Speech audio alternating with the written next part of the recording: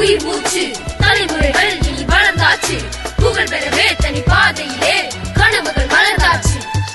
அறிவே ஞானம் என சொல்லி புதுமைகள் செய்யும் ஒரு பள்ளி, சீப்பாங் லீமா தமிழ் பள்ளி, எங்கள் விடிவெள்ளி. தமிழ் மொழியே எங்கள் உயிர் மூச்சு.